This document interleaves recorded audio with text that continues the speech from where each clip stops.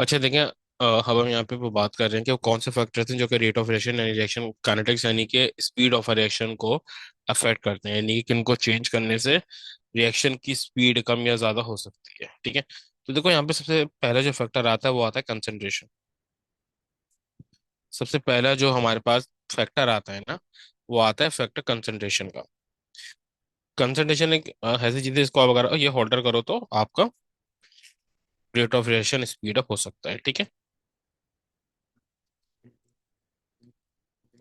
यानी कि इसको चेंज कर अगर मैं इसकी हेल्प से रेट ऑफ रिएक्शन को स्लो भी कर सकता हूँ और स्पीड अप भी कर सकता हूँ, यानी स्लो डाउन भी कर सकता हूँ और स्पीड अप भी कर सकता हूँ। अच्छा देखो, जो वो कंसंट्रेशन होता है ना वो डायरेक्टली प्रोपोर्शनल होता है रेट ऑफ रिएक्शन के। यानी कि अगर मैं कंसंट्रेशन इंक्रीज कर रहा हूँ तो रेट ऑफ रिएक्शन भी इंक्रीज होगा। ठीक है, ये होता कैसे है देखो, कंसंट्रेशन होता है क्या है, कंसंट्रेशन हमारे पास है कि कितने वॉल्यूम में कितना अमाउंट है। ये लेते हैं हम अमाउंट, यानी मास और मोल की सेंस में लेते हैं ज्यादातर हम। वो मोल्स के सेंस में लेते हैं कि कितना अमाउंट, कितने मोल्स हैं कितने वॉल्यूम में। यानी कि कंसंट्रेशन क्या है, मोल्स पर वॉल्यूम, यानी कितने वॉल्यूम में कितने वो मोल्स हैं। तभी इसका यूनिट होता है मोल पर डीएम क्यूब या मोल डीएम क्यूब इनवर्स भी बोलते हैं। ठीक है, अब देखो जैसे यहाँ पर हमारे पास है दो बीकर हैं, सेम मास के, सॉरी सेम वॉल्यूम के।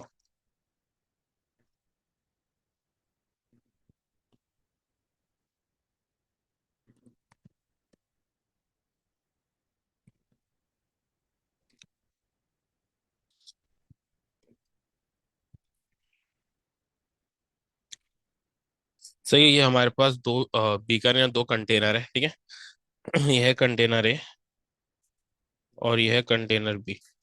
दोनों का वॉल्यूम सेम है, दोनों का वॉल्यूम है। इसका भी वोलेट से 10 डीएम क्यूब है, इसका भी 10 डीएम क्यूब है, दोनों का वॉल्यूम सेम है।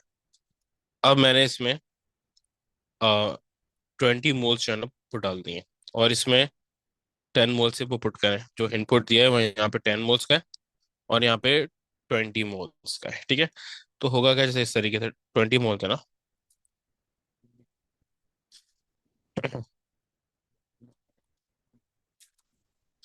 तो यहाँ पर इस तरीके से 20 मोल्स आ गए। यहाँ पे सिर्फ 10 मोल्स हैं।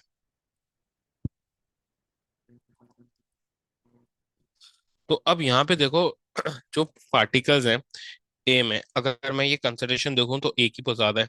ए में 20 मोल्स है ना, तो ये कंसंट्रेशन बनेगी 20 डिवाइड बाय 10, यानी कि मोल्स ओवर वॉल्यूम, तो 2 मोल पर डीएम क्यूब मेरे पास इसकी कंसंट्रेशन आ रही है। और जो कंटेनर बी है उसकी वो कंसंट्रेशन क्या आएगी, 10/10, यानी कि 1 मोल पर डीएम क्यूब, यानी कि 1 मोल 1 डीएम क्यूब में। और कंटेनर, ये कंटेनर बी में, कंटेनर ए में 2 मोल्स हैं 1 डीएम क्यूब में, तो ये दोनों में डिफरेंस है। ठीक है, अब देखो अगर आप कंटेनर बी का कोई भी एक मॉलिक्यूल, आप कोई भी एक मोल उठा लो कंटेनर ए या कंटेनर बी में, जैसे ये आप देख लो, ये वाला एक मॉलिक्यूल है, मैंने ये वाला एक मॉलिक्यूल ले लिया। अब जो ये वाला मॉलिक्यूल है कंटेनर ए में, इससे ये पार्टिकल्स कितने करीब करीब है। ठीक है, तो ये क्या करेगा, इन सबसे ज्यादा कोलाइड करेगा। जाहिर सी बात है, पार्टिकल जब ज्यादा वो करीब आ जाएंगे तो कोलिजन क्या होगा, वो ज्यादा होगा। ठीक है, कंसंट्रेशन बहुत ज्यादा होगी तो क्या होगा, पार्टिकल्स वो करीब करीब आ जाएंगे। ठीक है, कंसंट्रेशन अगर ज्यादा होगी तो पार्टिकल्स वो करीब करीब आ जाएंगे, तो कोलिजन क्या होगा, ज्यादा होगा। कोलिजन ज्यादा होगा तो अफेक्टिव कोलिजन होने के चांसेस ज्यादा होंगे, जिससे रेट ऑफ रिएक्शन इंक्रीज होगा। और अगर आप इसको देखो तो इसमें क्या, पार्टिकल्स बहुत दूर दूर हैं बी में, तो इसमें कोलिजन तो होगा लेकिन इतना बहुत ज्यादा नहीं होगा जितना ए में। ए में पार्टिकल्स करीब है, कोलिजन बहुत ज्यादा होगा। बी में जाहिर सी बात है पार्टिकल्स दूर है, तो ज्यादा को ट्रेवल वो करना पड़ेगा, तो कोलिजन क्या होगा, वो कम होगा। ठीक है, तो it is all about the collision. ठीक है, अब ए में क्या है, अगर मैं देखूं तो भाई ये सेंस क्या बन रहा है, अगर मैं कंसंट्रेशन इंक्रीज करता हूँ एरो ऊपर यानी इंक्रीज, अगर मैं ये कंसंट्रेशन इंक्रीज कर रहा हूँ ना, तो यहाँ पे क्या होगा, पार्टिकल्स करीब आ जाएंगे।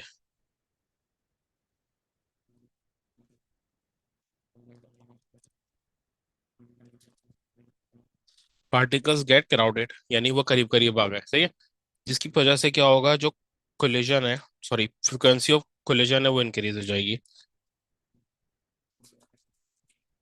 जो फ्रिक्वेंसी ऑफ कोलिजन है वो इंक्रीज हो जाएगी। जाहिर सी बात है, जब वो ज्यादा कोलाइड करेंगे तो ये जो वो चांस है अफेक्टिव कोलिजन का वो भी ज्यादा हो जाएगा। तो फ्रिक्वेंसी ऑफ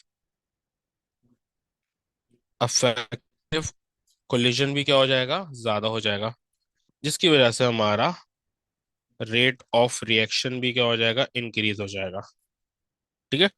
जिसकी वजह से हमारा रेट ऑफ रिएक्शन भी क्या हो जाएगा, इंक्रीज हो जाएगा, सही।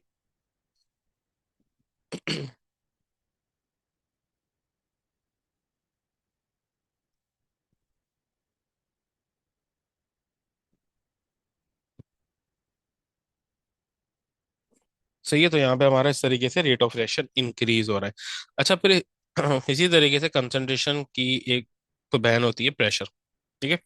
अच्छा, जो कंसंट्रेशन है ना, अच्छा एक और बात बता दूं आपको। देखो, जो मैं जैसे मेरे पास वो कंसंट्रेशन कंसंट्रेशन सॉलिड के लिए वर्क नहीं करता, तो ये लिक्विड और गैस के लिए करता है।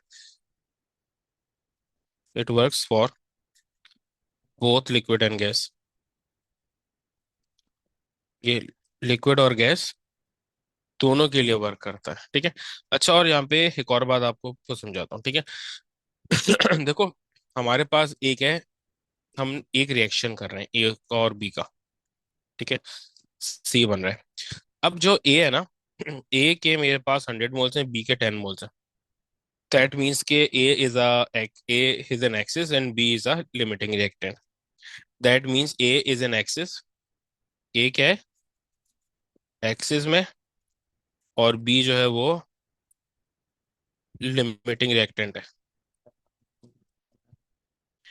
ए एक्सिस में और बी क्या है, लिमिटिंग रिएक्टेंट है।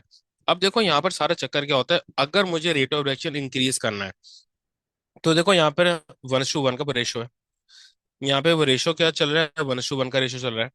अगर मैं यहाँ पे ए को इंक्रीज को कर दूं, वो लेट से मैंने ए को 1:1 कर दिया और इसको वो 10 ही बनाने दिया, तो कुछ भी फर्क नहीं वो पड़ना है रेट ऑफ रिएक्शन पे। कोई खास फर्क नहीं पड़ना, क्यों भाई, ऑलरेडी जो है ना वो रेट ऑफ रिएक्शन क्या बढ़ेगा, थोड़ा सा ही बढ़ेगा, क्योंकि मेरे पास ए ऑलरेडी जो है वो बहुत ज्यादा है।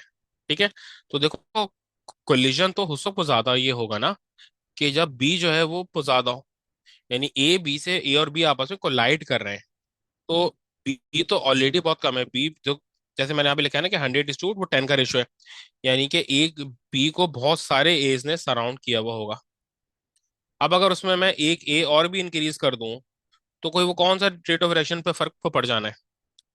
रेट ऑफ रिएक्शन पे फर्क तो उस वक्त को पड़ना है ना, कि जब मैं बी को ये इंक्रीज करूंगा। बात समझ आ रही है।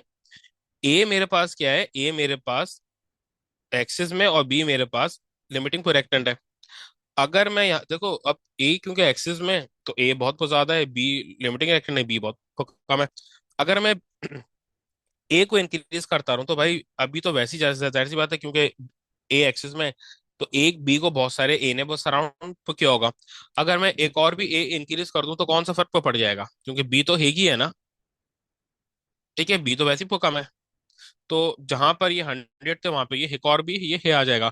तो कोई कोलिजन थोड़ी ये इंक्रीज होगा, कोलिजन तो उस वक्त इंक्रीज होगा जब बी इंक्रीज होगा, कि बी वो कम है, क्योंकि ऑलरेडी जो 100 है उनमें से 10 बी के साथ जो है वो कोलाइड कर रहे हैं। ठीक है। अब अगर मैं वो ए को 1:1 कर दूंगा, तब भी 10 बी के साथ ही वो रिएक्शन करेंगे। ठीक है।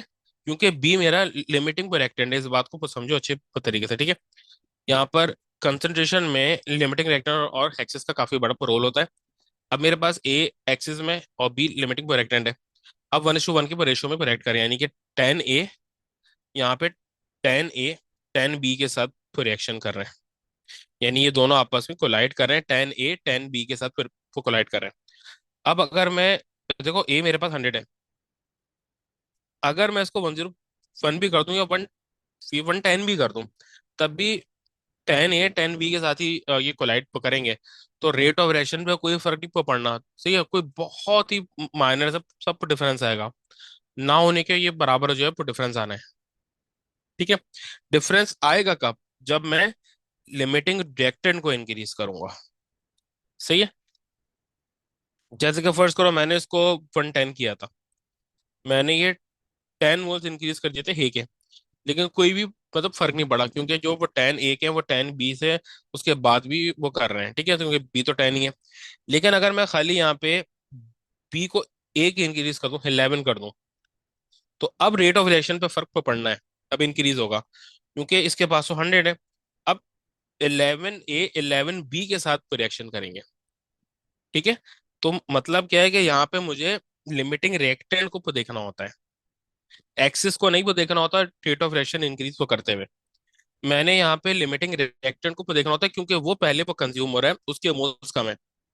अगर उसके मोल्स ज्यादा होंगे तो ए तो ऑलरेडी एक्सिस में है, तो ए के ज्यादा मोल्स बी के ज्यादा मोल्स पर रिएक्शन करेंगे। जैसे यहाँ पे मैंने को बताया ना कि अभी यहाँ पे इसको मैंने कर दिया था, ये 110 कर दिया हे को, लेकिन भाई रेशो तो वही रहा ना, बी तो 10 है। तो जब वो 100 था तब भी ये 10 जो 10 मोल से ए के 10 ये बी के मोल्स के साथ रिएक्शन कर रहे थे, अभी भी ये वही कर रहे हैं। तो फर्क क्या पड़ रहा है? कुछ भी नहीं पड़ा। लेकिन अगर मैं यहाँ पे बी इंक्रीज कर दूं, बी मैंने क्या कर दिया यहाँ पे 11 कर दिया, अब फर्क तो पड़ना है। अब ए के 11 बी के ये 11 मोल्स के साथ तो रिएक्शन करेंगे, क्योंकि ए तो एक्सिस में है। और अगर मैं यहाँ पे जैसे इसको 20 कर दूं बी को, तो ए क्या, ये 20 मोल्स पर रिएक्शन करेंगे, तो रेट ऑफ रिएक्शन और इंक्रीज हो जाएगा। यानी कि रेट ऑफ रिएक्शन पे जो ये कंसंट्रेशन का इफेक्ट है, वो लिमिटिंग रिएक्टेंट की वजह से बहुत ज्यादा आता है as compare to axis.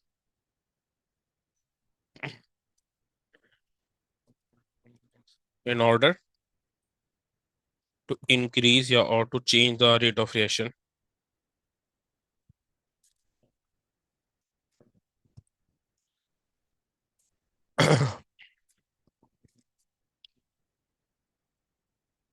we must change the concentration of limiting reactant, not axis।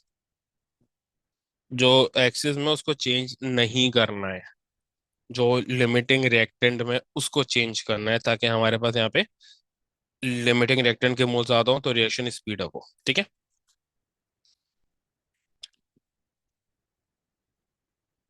अच्छा, तो देखो इसी तरीके से हमारे पास मैंने मैंने कहा था ना कि कंसंट्रेशन की बहन है प्रेशर।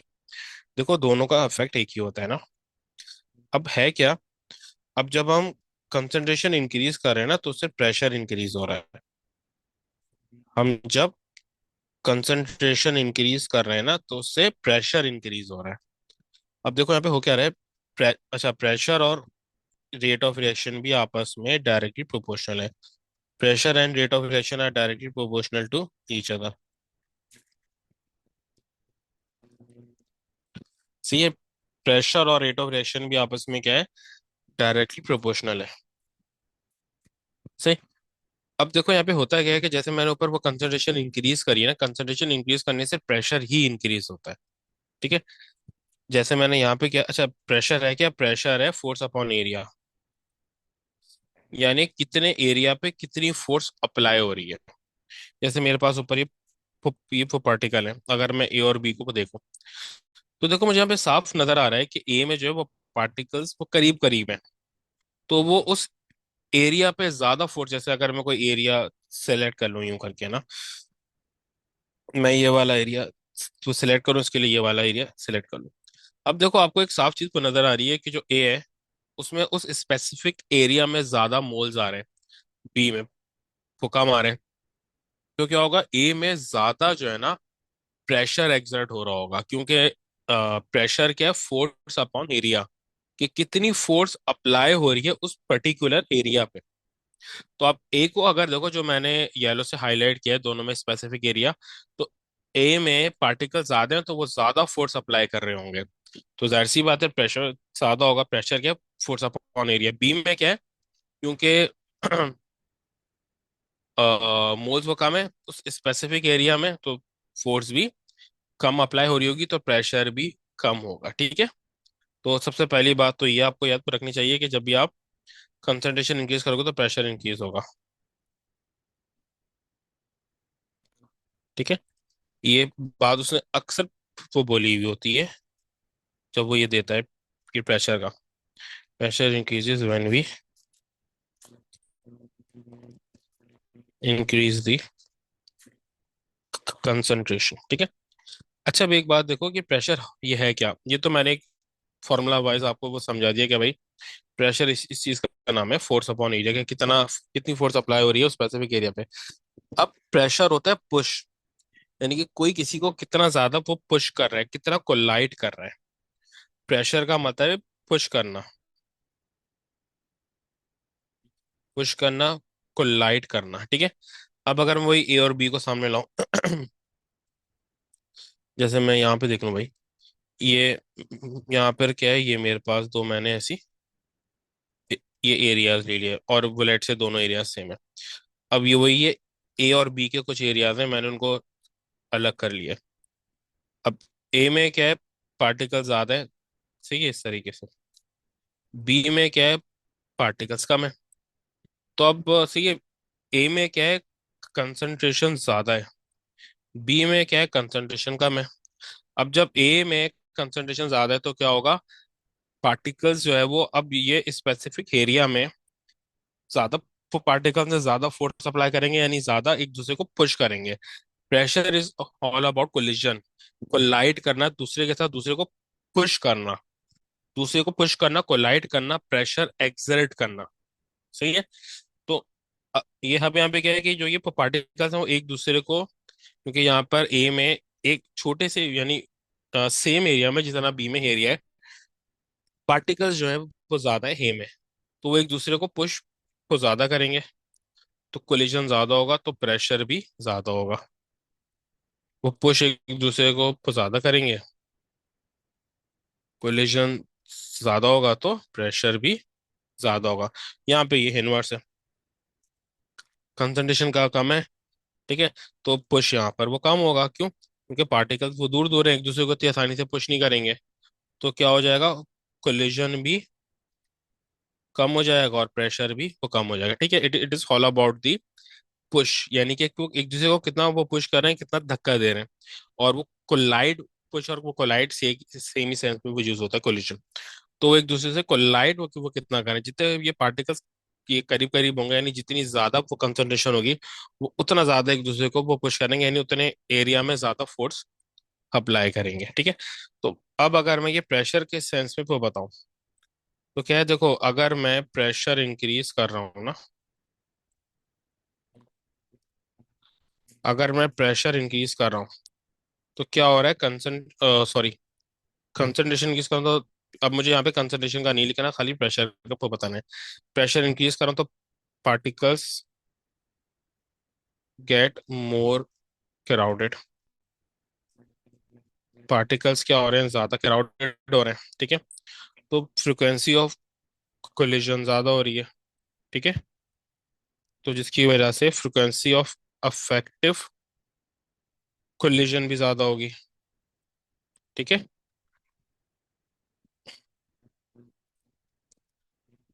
जिसकी वजह से प्रेशर क्या होगा, प्रेशर सॉरी रेट भी ज्यादा होगा। तो ऐसी बात है, जितना ज्यादा वो कोलाइड करेंगे, अफेक्टिव कोलिजन ज्यादा होगा तो रेट भी ज्यादा हो जाएगा। जितना वो कोलाइड करेंगे, रिएक्शन करने के चांसेस उतने पर ज्यादा होंगे तो रेट भी इंक्रीज हो जाएगा।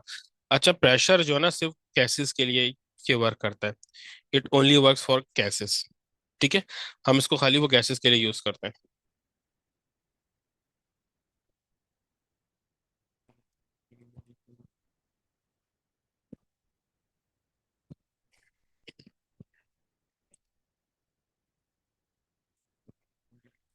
थर्ड फैक्टर यहाँ पे हमारे पास है सरफेस एरिया।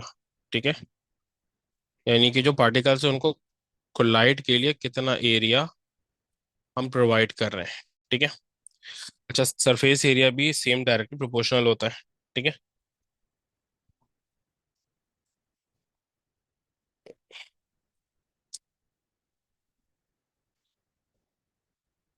सरफेस एरिया भी डायरेक्टली प्रोपोर्शनल होता है रेट ऑफ रिएक्शन से।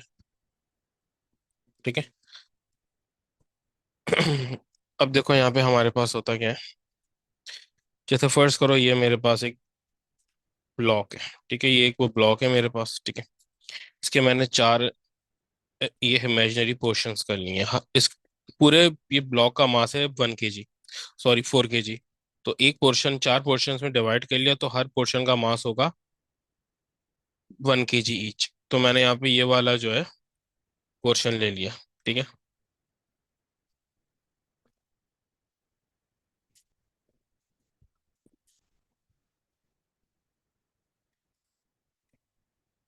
तो अब यहाँ पे क्या है, ये फर्स्ट को ये मेरे पास ए है। अब बी इसके ऊपर अटैक करेगा तो बी कितनी साइड से अटैक कर सकता है? बी सिर्फ इन साइड से अटैक को कर सकता है, सिर्फ दो साइड्स बी के लिए अवेलेबल है। क्योंकि जो पीछे वाली साइड है वो तो कवर्ड है ना, जो पीछे वाला जो इसके साथ ये कनेक्टेड इसके वो है एरियाज हैं। तो देखो पीछे वाली साइड तो ये अवेलेबल नहीं है सारी, जो सिर्फ और सिर्फ जो ऊपर वाला जो सरफेस एरिया वो इसको अवेलेबल है वो ये बी को अटैक करने के लिए। लेकिन अगर मैं इन चारों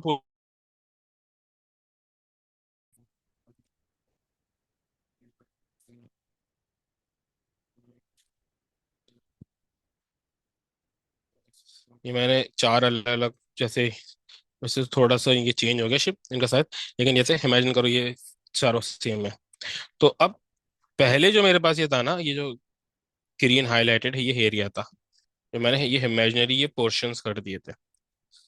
अब क्या देखो, पहले क्या था, ये सिर्फ इन दो साइड से बी अटैक वो कर सकता था। अब क्या हुआ, अब साइड्स इंक्रीज हो गई वो बी के लिए, अब बी यहाँ से भी अटैक कर सकता है। यानी कि अब वो ज्यादा कोलिजन वो कर सकता है बी। पहले बी जो है वो सिर्फ दो साइड से अटैक कर सकता था, अब बी ज्यादा साइड से अटैक वो कर सकता है, बी का जो कोलिजन है वो इंक्रीज हो गया है। अब बी जो है वो ज्यादा साइड से अटैक वो कर सकता है। ठीक है। अब क्योंकि जाहिर सी बात है वो कोलाइड ज्यादा कर रहा है, कोलिजन ज्यादा हो रहा है, तो ये फ्रिक्वेंसी ऑफ कोलिजन बहुत ज्यादा होगा, जिसकी वजह से रेट ऑफ रिएक्शन मेरा इंक्रीज होगा। क्योंकि यहाँ पे सरफेस एरिया इंक्रीज हो गया ना। पहले सरफेस एरिया सिर्फ इतना था, पहले सिर्फ ये सरफेस एरिया था। अब सरफेस एरिया इंक्रीज हो गया, ये भी हो गया, अब चारों साइड्स के सरफेस एरिया में आ गए। अब सरफेस एरिया क्योंकि इंक्रीज हो गया तो यहाँ पे कोलिजन बहुत ज्यादा होगा। ठीक है। यानी कि जब सरफेस एरिया इंक्रीज हुआ तो जो पार्टिकल भी है उसको अटैक के लिए ज्यादा साइड्स तो मिल गई। तो अब कोलिजन बहुत ज्यादा होगा, जिसकी वजह से रेट ऑफ रिएक्शन इंक्रीज होगा। अच्छा अब देखो यहाँ पे जब हमने ये सरफेस एरिया इंक्रीज किया ना, ठीक है, तो जब सरफेस एरिया इंक्रीज हुआ ना, तो क्या हुआ, उसके साथ साथ साइड्स टू अटैक भी इंक्रीज हो गई। यानी कि अब ज्यादा साइट्स उसको आ रही है ना नजर अटैक के लिए। ठीक है। तो जाहिर सी बात है जो कोलिजन है वो तो इंक्रीज होगा, यानी फ्रिक्वेंसी ऑफ कोलिजन इंक्रीज होगी, तो जाहिर सी बात है फ्रिक्वेंसी ऑफ अफेक्टिव कोलिजन भी इंक्रीज होगा, तो जिसकी वजह से हमारा रेट ऑफ रिएक्शन भी इंक्रीज हो जाएगा।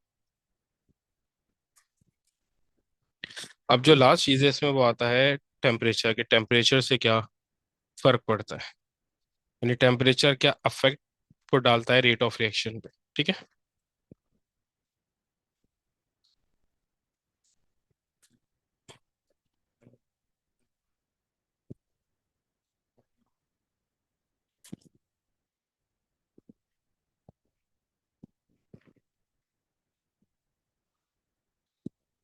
देखो टेम्परेचर क्या है कि वो भी डायरेक्टली प्रोपोर्शनल है हीट के साथ, सॉरी रेट ऑफ रिएक्शन के साथ। यानी कि अगर मैं रेट ऑफ रिएक्शन इंक्रीज करूंगा तो, सॉरी टेम्परेचर इंक्रीज करूंगा तो साथ साथ रेट ऑफ रिएक्शन भी इंक्रीज होना है। ठीक है। तो अब यहाँ पर हमारे पास ये होता क्या है, देखो जब भी मैं, देखो टेम्परेचर है क्या, टेम्परेचर असल में हमारे पास है कि वो आपके पास क्या है, ये एक amount of heat find out करने का वो है ना, कि कितनी हीट आपके पास है। ठीक है। ये असल में हीट को वो करने का आपके पास मेथड है। ठीक है। एक वो है पैरामीटर है, तो यानी कि अगर मैं टेम्परेचर इंक्रीज कर रहा हूँ ना, तो मैं हीट इंक्रीज कर रहा हूँ। अभी जरा इसको डिटेल में, यानी कि अगर मैं जैसे लेट से टेम्परेचर यानी कि हीट एनर्जी इंक्रीज हो रही है, सही है, तो अगर मैं टेम्परेचर इंक्रीज कर रहा हूँ यानी मैं हीट एनर्जी इंक्रीज कर रहा हूँ, हीट एनर्जी ऐड कर रहा हूँ पार्टिकल्स में। तो जो पार्टिकल्स होते हैं वो कभी भी ये हीट एनर्जी एब्जॉर्ब नहीं करते, वो जो उस एनर्जी को एज ए काइनेटिक एनर्जी के तौर पे एब्जॉर्ब करते हैं। ठीक है। तो ये किसके तौर पे एब्जॉर्ब करते हैं, वो काइनेटिक एनर्जी। यानी कि इसका मतलब क्या है कि जो मेरी हीट एनर्जी है वो कन्वर्ट हो जाती है वो काइनेटिक एनर्जी में। यानी कि मैं जो हीट एनर्जी दे रहा हूँ तो वो किसमें वो कन्वर्ट हो जाएगी, वो कन्वर्ट हो जाएगी वो काइनेटिक एनर्जी में। यानी कि heat and kinetic energy are interconvertible, ठीक है। दोनों क्या होते हैं, एक दूसरे में कन्वर्ट हो जाते हैं। तो जो हीट एनर्जी है वो क्या है, वो ये काइनेटिक एनर्जी में ये कन्वर्ट हो जाती है, ठीक है। तो अब यहाँ पे ये होता क्या है।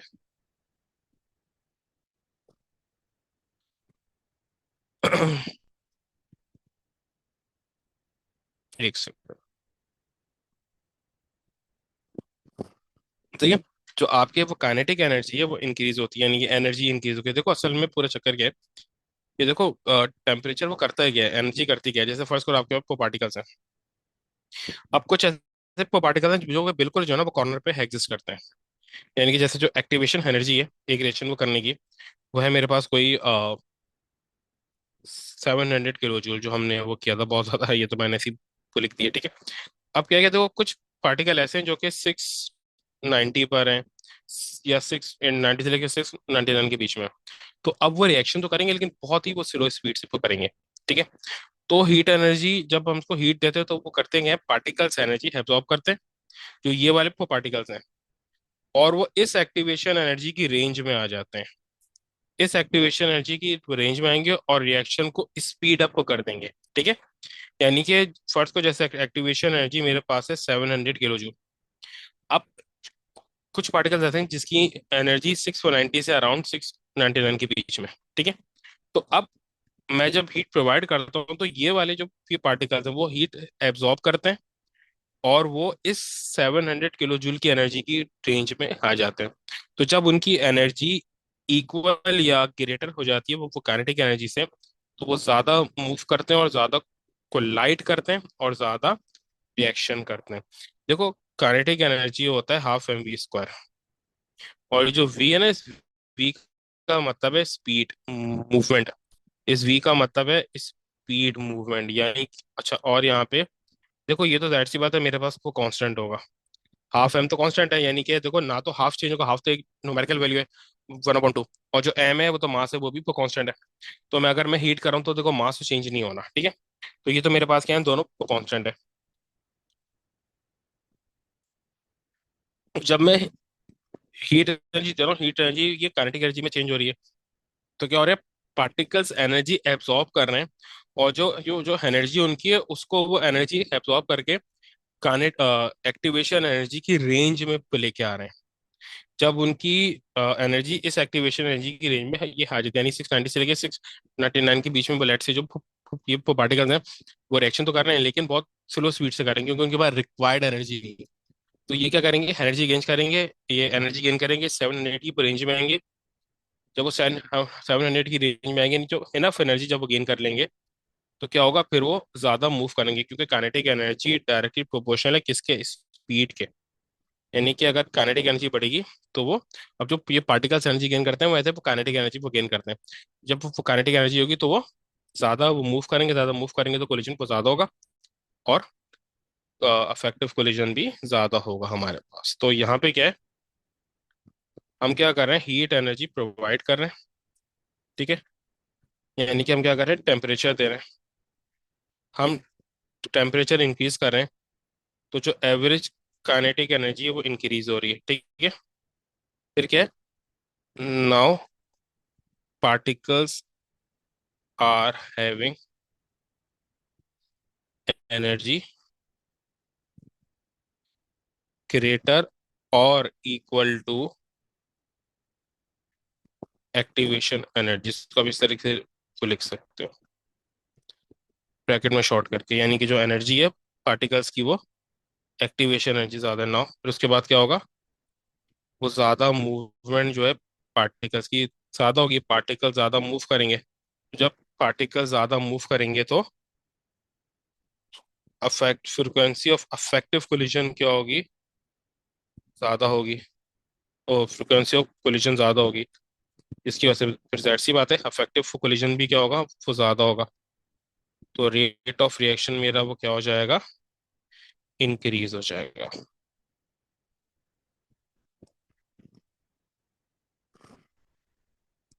सही है। फिर से एक्सप्लेन कर दूं, हमने टेम्परेचर दिया यानी हीट एनर्जी दी, तो जो हीट एनर्जी हम दे रहे हैं, तो पार्टिकल्स कभी वो हीट एनर्जी की फॉर्म में एब्जॉर्ब नहीं करते। ये एब्जॉर्ब करेंगे वो ये काइनेटिक एनर्जी के सेंस में। जो पार्टिकल्स हैं वो एनर्जी एज ए वो काइनेटिक एनर्जी के सेंस में एब्जॉर्ब करेंगे। तो होता क्या है, जैसे मेरे पास यहाँ पे ये पार्टिकल है जिनके पास जो एनर्जी है वो एक्टिवेशन एनर्जी से थोड़ी सी कम है। जैसे यहाँ पे मैंने ये एग्जांपल दिया 690 से लेकर 699 तक। तो ये वाले पार्टिकल जो है ये रिएक्शन तो कर रहे होंगे बट बहुत ही कम एनर्जी पे, बहुत ही स्लो रिएक्शन कर रहे होंगे, क्योंकि उनके पास एनर्जी एक्टिवेशन ये एनर्जी से वो थोड़ी सी कम है। तो होगा क्या, जब मैं हीट एनर्जी दूंगा तो ये एनर्जी एब्जॉर्ब करेंगे एज ए काइनेटिक एनर्जी, और ये अपनी एनर्जी को हब कर लेंगे, या तो एक्टिवेशन एनर्जी के इक्वल कर लेंगे, एक्टिवेशन एनर्जी से ज्यादा कर लेंगे। ठीक है, तो जैसे ही एनर्जी वो गेन करेंगे तो क्या होगा, पार्टिकल्स की मूवमेंट इंक्रीज होगी। ठीक है, मूवमेंट इंक्रीज होगी तो उनका कोलिजन वो बढ़ेगा, ज्यादा वो कोलाइड करेंगे, जो कोलिजन की ये फ्रिक्वेंसी वो बढ़ेगी। तो जो फ्रिक्वेंसी ऑफ अफेक्टिव कोलिजन है वो भी बढ़ेगा, जिससे मेरा रेट भी इंक्रीज हो जाएगा।